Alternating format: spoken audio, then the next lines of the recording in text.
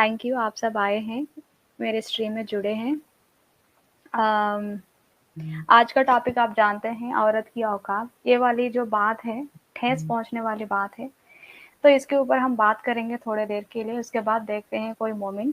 तो पहले मैं लिंक यहाँ पे रखती हूँ, कोई आएगा।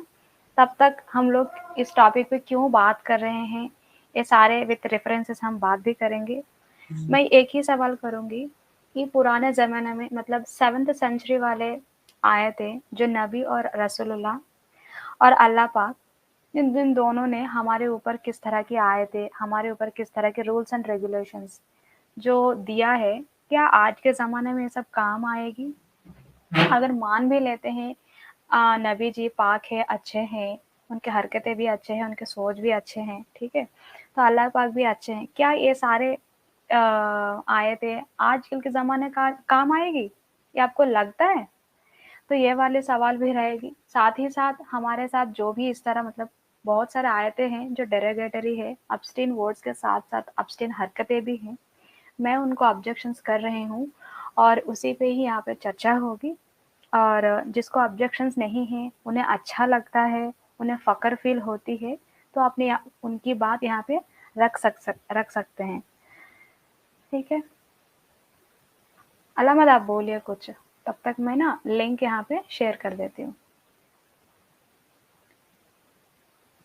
हाँ, आप लिंक शेयर कर दीजिए। और मैं इस सब टॉपिक पर बात करने के लिए मैं कुरान का आयत और हदीस ले आ रहा हूँ। तो हम जी कुरान दादा। और हदीस से ही शुरू करेंगे।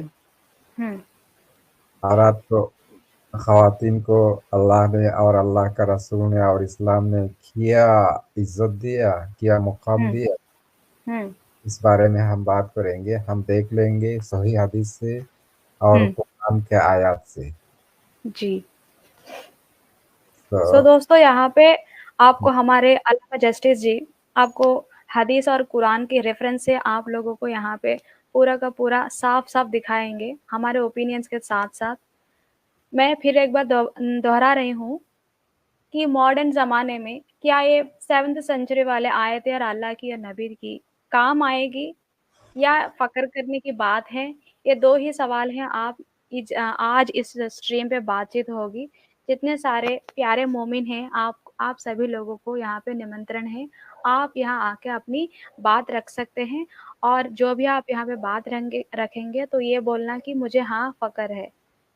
थैंक यू, आप जितने सारे लोग आएँगे आप सभी को वेलकम है। और हाँ, इस स्ट्रीम में सिर्फ़ और सिर्फ़ मोमिन्स के लिए है। कल ही नॉन मोमिन की कंप्लीट हो गई है, तो प्लीज़ मैं आप सभी लोगों को एक रिक्वेस्ट करती हूँ कि मोमिन ही जुड़े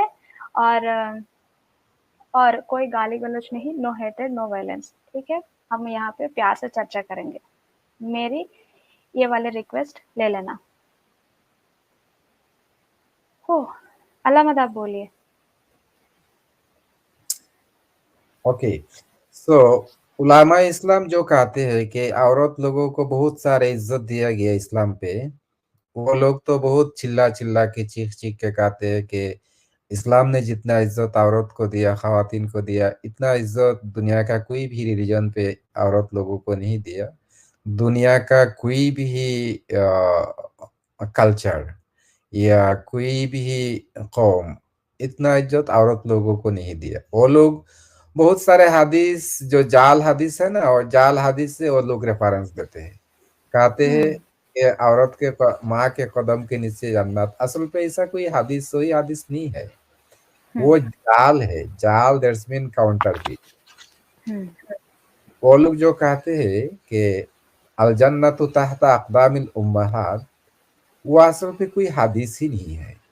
हुँ, तो वैसा वैसा हदीस, जाल हदीस और ज़ईफ़ हदीस से वो लोग दलील देते हैं लोगों को। वाज महफिल पे, तफसीर महफिल पे वो लोग कहते हैं, शुगर कोटेड बयान करते हैं, शुगर कोटेड तर्जमा डालते हैं और हुँ, लोगों को कहते भाई ठीक है या नहीं। तो अवामुन नास जो जाहिल बेवकूफ लोग हैं वो कहते ठीक है, ठीक है, सुबहान अल्लाह माशाल्लाह। लेकिन कुछ भी ठीक नहीं है। वो मुल्ले लोग जो वाज पे कहते, तफसीर पे कहते, वो मैक्सिमम ही ज़ईफ़ हदीस के बात करते हैं और जाल हदीस का बात करते हैं। तो हम देखेंगे कुरान क्या कहते हैं। कुरान पे इस्लाम पे दो चीज हुज्जत के तौर पर लिया जाता है, एक होता है कुरान और दूसरा होता है सही हदीस। जी कुरान दादा। हुज्जत और दूसरा हुज्जत है सही हदीस। और वो लोग जो कहते हैं इजमा और कियास, वो कोई हुज्जत ही नहीं है। असल पे वो कोई हुज्जत ही नहीं है। वो लोग ने इस्लाम का चार हुज्जत बना लिया। एक बना लिया कुरान, दूसरा बना लिया हदीस। कुरान और हदीस तो ठीक है, हम्म। लेकिन वो इजमा और कियास का जो हुज्जत बनाते हैं, वो अल्लाह का नबी ने भी नहीं कहा और अल्लाह ने भी नहीं। कुरान पे इसका कोई भी इशारा भी नहीं है कि तुम्हारे लिए इजमा और कियास हुज्जत है। इबन हम्म। हदीस पे भी बताया गया कि तरक्तु फीकुम अमराइन लन तदिल्लु मा तमस्सक्तुम बिहिमा किताब अल्लाह व सुन्नत रसूली। हम हम्म। तुम्हारे पास दो हुज्जत रख के जाते हैं। एक है किताब अल्लाह, किताब अल्लाह के मीनिंग कलामुल्लाह, कलामुल्लाह का मीनिंग कुरान। पहला हुज्जत है किताब अल्लाह, दैट्स मीन कुरान। और दूसरा हुज्जत है सुन्नत नबी, दैट्स मीन नबी का हदीस, सही हदीस। यहाँ पे जी। देखिए अल्लाह का रसूल ने दो चीज ही का बात किया, चार चीज का बात नहीं किया। लेकिन उन हम्म। लोगों ने चार दलील बना लिया, इस्लाम का चार दलील बना लिया। और कियास और इजमा से वो लोग बहुत सारे ऐसा दलील बना लिया जिसका कोई ग्राउंड लेवल नहीं है कुरान पे और हदीस पे। वही इजमा और कियास कियास से वो लोग औरत लोगों को बहुत बड़ा ऊंचा मुकाम दे देते। लेकिन कुरान पे अल्लाह ने ऐसा कोई मुकाम नहीं दिया, सही हदीस पे नबी ने भी ऐसा कोई मुकाम नहीं दिया। मैंने यहाँ पे कुरान का आयत भी लाया और हदीस भी लाया। बहुत सारे कुरान का आयत है और बहुत सारे हदीस भी है। ओके, तो मैं वन बाय वन बात करूंगा या इम्पोर्टेंट वालों के ऊपर बात करूंगा?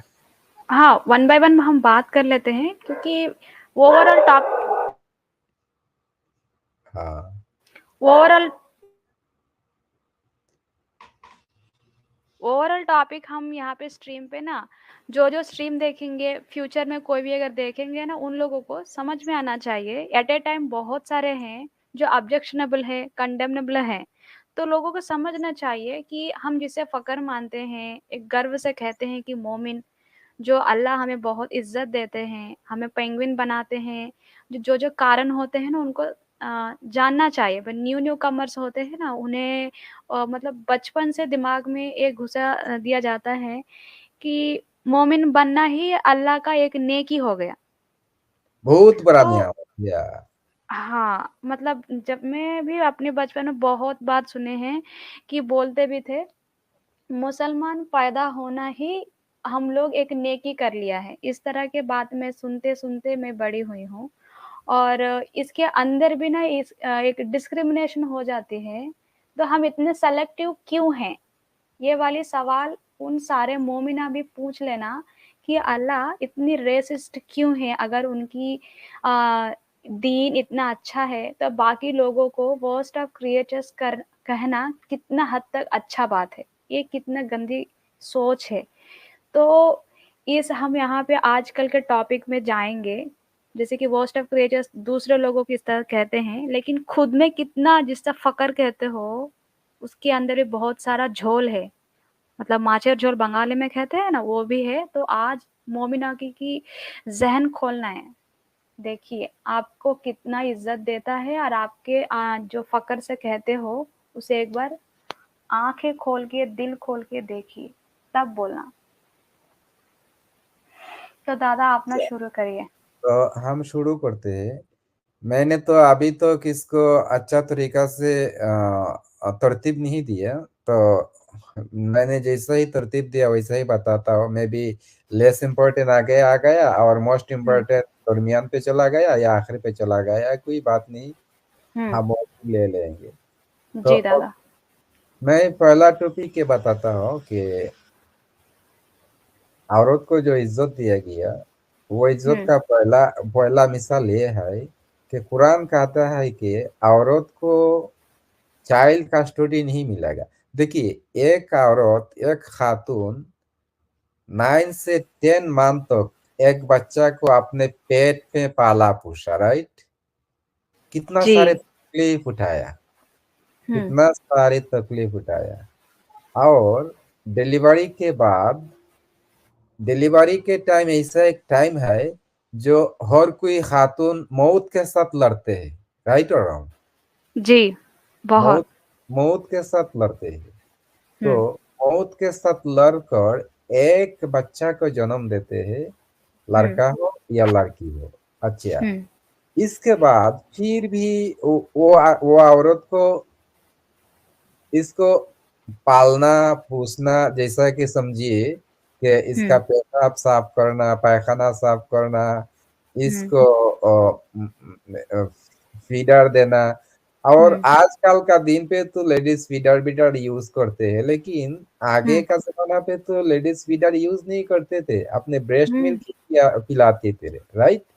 जी। सो 2 साल, 2 साल 2.5 साल तक एक खातून एक हम्म। बच्चा को अपना ब्रेस्ट फीडिंग कराते, और हम्म। इसका पैखाना साफ करते, पेशाब साफ करते, नींद का रात का नींद उड़ जाते। जी। इस जी। सारे रात होता है ना जो बच्चा सोते नहीं, राइट? हाँ। इतना सारे तकलीफ झेलते, इतना सारे तकलीफ झेलने के बाद जब बच्चा बड़ा हो गया, हम्म। समझिए कि अनफॉर्चुनेटली वो डाइवोर्स हो गया। हम्म। हस्बैंड ने मुस्लिम हम्म। औरत को तलाक दे दिया, राइट? तलाक को जी। इंग्लिश में तो डाइवोर्स कहते हैं ना। तो हाँ। अनफॉर्चुनेटली तलाक दे दिया। इतना तकलीफ से जो बच्चा को इसने अपने पेट पे पाला, फिर इसको डिलीवरी के बाद इतना तकलीफ से इसको बड़ा किया, इस हम्म। बच्चा के ऊपर किसका हक ज्यादा होना चाहिए? कॉमन सेंस क्या कहते हैं? कॉमन सेंस तो हमारे व्यूवर्स भी नीचे भी लिखना चाहिए, और मेरी ओपिनियन भी दूंगी दादा। जैसे कि हाँ, आपने बोला इतना सारा, तो मैं बोलती हूँ कि मैं भी एक लड़की हूँ, मैं भी एक दिन माँ बनूंगी। ठीक है? तो मैं अपने कोख में अपने बच्चा, मतलब हर महीना ना एक युद्ध की तरह ही होता है, वॉमिट सेंसेशन होती है, ढेर सारी इंजेक्शंस होती हैं। ठीक है? आजकल के ज़माने से अगर देखते हैं, मतलब मेरे लिए एक प्रेगनेंसी एक सिकनेस होता है। इतनी आरामदायक नहीं होती जो ब्यूटीफुल हम देखते हैं ना, जो मुँह टीवी में इस तरह दिखाते हैं, इस तरह नहीं। ये सिकनेस वाला होता है, ढेर सारा मतलब ऑब्जेक्शन मतलब क्या कहते हैं, हेमरॉइड हो जाती हैं, वो ओवर ब्लीडिंग हो जाती है कभी-कभी, और शरीर फूल जाना, अपने ब्यूटी को खो देना, मतलब अपनी बॉडी के बहुत सारे चेंजेस आ जाते हैं। जब बच्चा पैदा होते हैं, छोटे-छोटे हड्डियाँ तक ना क्या कहते हैं ब्रेक होती है, सारा अगर नॉर्मल डिलीवरी होती है। तो अगर क्या कहते हैं, अगर सिज़ेरियन है तो हमें पेट काट के बच्चा निकालना पड़ता है। ये तो नॉर्मल स्टार्टिंग स्टेप है। लेकिन बच्चा पैदा होने के बाद उन्हें एनी टाइम फ़ीड करना पड़ता है, मतलब 2 या 3 घंटे के बीच-बीच में बच्चे को भूख लगता है। पीते तो पीते हैं, फिर क्या सूसू करना होता है, पोटी करना होता है, मतलब आजकल के तो है क्लीन करने वाले, हेल्प करने वाले। लेकिन 24/7 होता कौन है? तो मम्मी ही करेगी, तो अपनी माँ ही करेगी। तो इतनी सब कुछ एक मतलब ये पूरी जो सिलसिला है ना, तो बच्चा पूरा 4 से लेके 5 साल तक अपनी माँ के ऊपर पूरी की पूरी डिपेंडेंट होता है। मतलब एक माँ अपने ज़िंदगी में 5 साल पूरी की पूरी तरह ना एकदम अपने आप को निछोड़ देती है एक बच्चे के लिए। आजकल के ज़माने में एक माँ 2 या 3 बच्चे देती है, लेकिन उस ज़माने तो 10 से ऊपर ही होता था। और इतनी तकलीफ करती है, और एक दिन ऐसा आता है, अपना पति, अपने शौहर खुद उसको एक दिन तलाक दे देते हैं, और इतने सारे बच्चे उसको कस्टडी नहीं मिलेगी। हाँ, अब सोचिए, एक माँ कभी माँ नहीं है, मतलब उसको और उसके बच्चे से कस्टडी नहीं मिलेगी, उनसे नहीं मिल पाएंगे। जैसे कि हम लोग पेट्स पेट्स होते हैं, जानवर होते हैं, पालते हैं, अगर कोई कभी मर जाते हैं या कुछ हो जाते हैं, कितनी दुख होता है। जिसको पाला पोसा पिलाया, उसके साथ नाता ही काट देना, इस्लाम की मेर्सीफुल वाली एक्ट है। बोलते हैं ना, हमारा अल्लाह, हमारा नबी बहुत दयालु है, बहुत अच्छे हैं। ये कौन सी वाली दयालु काम है जो एक माँ को अपने बच्चों से दूर कर रहा है? ये कौन से दयालु काम है, बताइए दादा? इससे क्या मिलेगी? मुझे इतना जानना चाहिए, बच्चे को कस्टडी नहीं देना चाहिए। यहाँ पे और एक बात भी गौर करने की बात है, उस ज़माने में लड़की कमाते नहीं थी, पेंगुइन बन के घर में बैठती थी। अगर बच्चे की कस्टडी दे देते थे ना, तो क्या कमा के खिलाएगी बताइए? इसीलिए ये वाली बच्चे को कस्टडी नहीं देना चाहिए। अभी हमारे मोमिन लोग यही बोलेंगे, तो मुकम्मल है, तो इसका मतलब ये है कि आज भी घर पे ही मरे और बच्चे की कस्टडी में ना भी हो पाए। आज भी हम सेल्फ सफिशिएंट भी हैं, लेकिन ये वाली आयतें जो भी मोमिन पैदा होंगे, तो इसके वो सब ये सारे के सारे फॉलो करना पड़ेगी। क्या कहते हो दादा, यही है ना? है, यही तो बात है। मेरा मेरा कहने का मुद्दा ये है कि हुँ, इतना सारे तकलीफ झेलने के बाद जो बच्चा बड़ा होता है, तो वो हुँ। बच्चा बड़ा करने पे सेक्रीफाइस ज्यादा किसका होता है, मर्द का होता है या औरत का होता है? औरत की होती है। मर्द का कंट्रीब्यूट यहाँ पे किया है। मर्द ने हुँ, सिर्फ अपने लास्ट मिटाया, that's his contribute here, nothing hmm, else. तो मेरे ख्याल से तो बच्चे के ऊपर उनका कोई हक भी होना नहीं चाहिए। अगर कस्टडी देना है तो हुँ, खवातीन ही को देना चाहिए। लेकिन हुँ, आजकल के दुनिया पे अगर खवातीन, हम देखते हैं यूरोपियन कंट्री पे, हुँ, खवातीन जो बच्चों के हुँ, कस्टडी लेना चाहते हैं वो कोर्ट पे जाते हैं। कोर्ट हुँ, डिसीजन देते हैं बच्चा का कस्टडी किसको मिलेगा। समटाइम हुँ, बच्चा का कस्टडी माँ को देते हैं, समटाइम बच्चा का कस्टडी हुँ, फादर को देते हैं, और समटाइम दोनों को देते हैं कि कुछ हुँ, दिन तुम्हारे पास रहेगा और कुछ दिन तुम्हारे पास रहेगा। तो ये तो है यूरोपियन कंट्री का रूल। लेकिन हुँ, अगर इस्लामी शरिया का कोई कंट्री हो, शरिया हुँ, अदालत हो, तो काजी साहब के पास वो क्लेम ही नहीं कर सकेगा। इस्लाम वो क्लेम ही करने का चांस नहीं देते कि माँ क्लेम करे कि मेरे बच्चा का कस्टडी मेरे को चाहिए। वो हुँ, क्लेम करने का हक ही नहीं है, क्योंकि कुरान पे जितना सारे आयत है, हर हुँ। कोई आयत पे बच्चा का रिलेशन बाप के साथ बताया गया। देखिए बहुत सारे आयत है, मैंने तो यहाँ पे सिर्फ एक आयत लाया। बहुत अल्लामा मुझको साहब, अल्लामा साहब, एक जी। बकरी क्लेम कर सकती है कि उसका बच्चा उसके पास रहेगा कि उसके मालिक के पास रहेगा? हुँ। बहुत कुछ बोल दिया आपने। नहीं नहीं, बहुत अच्छी मतलब बात। हाँ, आप तो ठीक ही कहा है। हाँ अल्लामा साहब, ये उम्मीद भैया कहेंगे। अल्लामा साहब आपको आवाज आ रही मेरी? जी हाँ, हाँ, हाँ, अरे! आ रहा है कहेंगे। तो मैं वो आपको जो सवाल पूछा हूँ कि एक बकरी क्लेम कर सकती है कि उसका बेटा किसके पास रहेगा, या बकरी का बच्चा किसके पास रहेगा? देखिए आपने जो बात बात ले आया ना, यहाँ पे हुँ, देखिए, हम अगर इंसान कनेक्शन कट हुई होगी। आवाज में अल्लामा साहब। कनेक्शन अलामा ऑलवेज मदर के साथ रहते, मैक्सिमम, नॉट ऑलवेज, मैक्सिमम। हुँ, कुछ कुछ जानवर ऐसे है, हम थोड़ा सा कुछ कुछ जानवर देखते हैं, वो फादर मदर मिलके बच्चा को बड़ा बड़ा करते, हुँ, सिक्योरिटी देते हैं, देखते हैं। लेकिन maximum maximum more than 90%, around हुँ, 90% जानवर वो होता है को जो इसका जो फादर होता है, फादर का कोई खबर ही नहीं रहता। इसका पालना पोसना, इसको इसके लिए फूड ले आना, ये सारे के सारे काम करते हैं सिर्फ मदर। तो जी।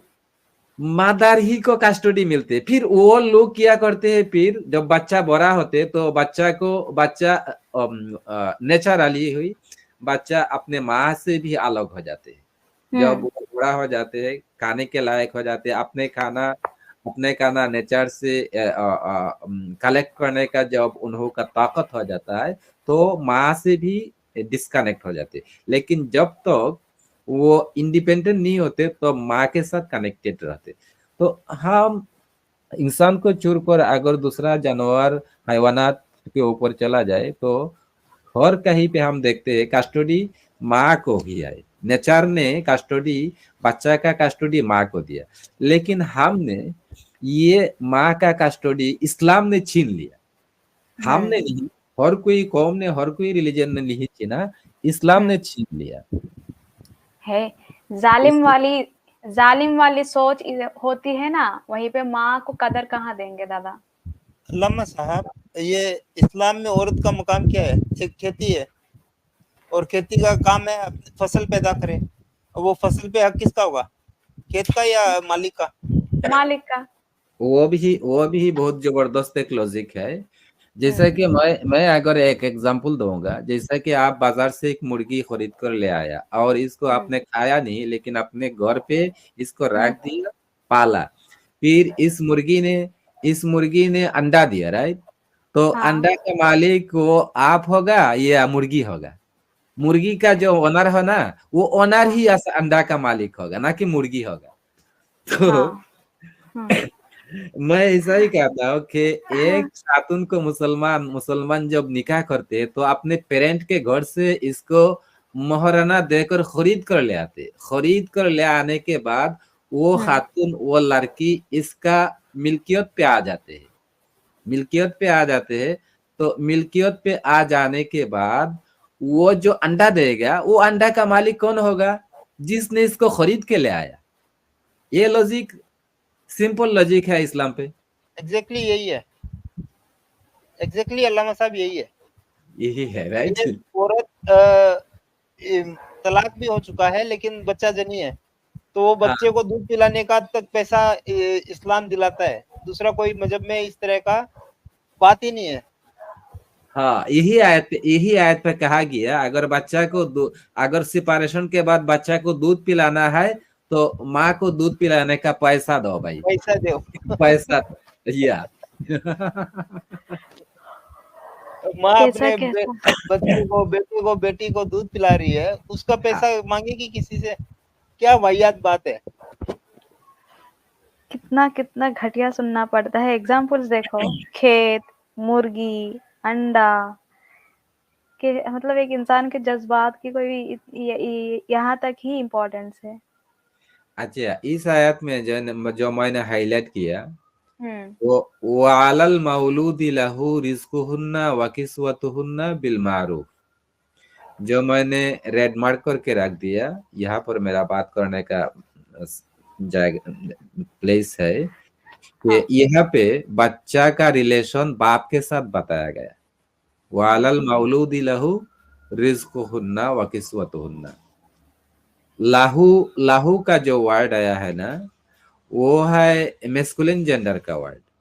दैट्स मीन बच्चा मर्द का हक है। दैट्स मीन मर्द के साथ बच्चा का रिलेशन है। मर्द के साथ बताया गया, जिस मर्द का बच्चा है, इस मर्द के ऊपर वो औरतों को रिजिक देना, दैट्स मीन खुरपुश देने का ड्यूटी है, और अगर चाहिए तो कपड़ा भी देने का ड्यूटी है, अगर चाहे तो दूध पिलाने का जो पैसा है ना, उजरत, वो उजरत देने का ड्यूटी मर्द के ऊपर दिया। दैट्स मीन तलाक के बाद अगर बच्चा है, अगर दूध पीता हुआ बच्चा है, तो कहा गया वो बच्चा का रिलेशन बाप के साथ है, बच्चा बाप का है। लेकिन अभी चूंकि वो दूध पीता बच्चा है, तो माँ के पास अगर दूध पिलाना है तो माँ का खाने पीने का जो खर्च होता है ना, वो खर्च देना पड़ेगा, और कपड़ा भी देना पड़ेगा, और एडिशनल आप लोग चाहे तो आप लोग थोड़ा सा मजदूरी भी दे सकते हैं, थोड़ा सा उजरत भी दे सकते हैं, थोड़ा सा बदला भी दे सकते हैं। दैट्स मीन पैसा भी पेमेंट कर सकते हो। तो इस आयत से बिल्कुल साबित हो गया कि बच्चा का कस्टडी का हक सिर्फ बाप का है। माँ सिर्फ यहाँ पे एक उजरत के तौर पर दूध पिलाने वाली है। जब दूध पीने का टाइम खत्म हो जाएगा तो फिर बच्चा सेपरेट होके बाप के पास चला जाएगा, बाप के घर पे चला जाएगा।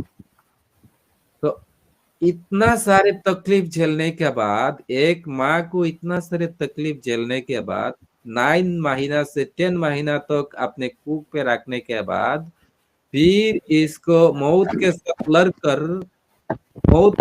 लड़कर डिलीवरी देने के बाद, फिर डिलीवरी के बाद 2 साल या 2.5 साल तक दूध पिलाने के बाद, और इसका पेशाब और पैखाना साफ करने के बाद और बहुत सारे रात विदाउट स्लीप पास करने के बाद फिर भी वो बच्चा माँ का नहीं होता है। एक कैसा बेरहमी का बात है, एक कैसा जुल्म का बात है।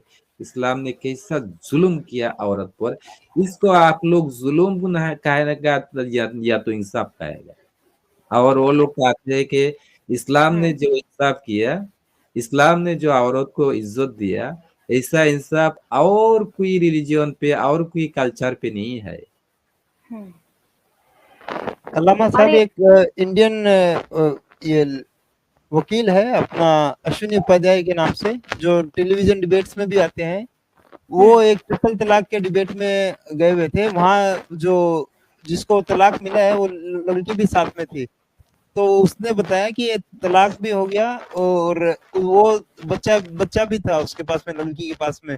तो 3 महीने तक 2-2 हजार रुपया दूध पिलाने का भी पैसा उसको दिया था उसके हस्बैंड ने। हाँ, देना पड़ेगा। इस आयत पे ही बताया गया, अगर दूध पिलाना है तो माँ को खर्च दो, उजरत पेमेंट करो, किराया पेमेंट करो। 11 या 15 हजार रुपया कुछ मेहर का था, तो वो दिया और 3 महीने तक उसको 2-2 हजार रुपया भेजते रहा दूध पिलाने का। या ये डिपेंड करेगा 2000 होगा, 3000 होगा या 5000 होगा, ये डिपेंड करेगा सिचुएशन। डिपेंड करता है वो कितना, 11 रुपया भी दे तो वो भी हो गया। हाँ, सिचुएशन पर डिपेंड करेगा कि अगर इसका घर का जो औरत जिस घर पे रहते हैं, इस घर का रेंट भी काउंट करना पड़ेगा। इस घर का रेंट किया होता है, और इस टाइम पे जो पोशाक, जो कपड़ा का बात भी यहाँ पे किया गया, कपड़ा का प्राइस कैसा होता है। और यहाँ पे रिजिक दरस्मीन खाने पीने का बात भी किया गया। इस टाइम का खाने पीने का पैसा भी देना।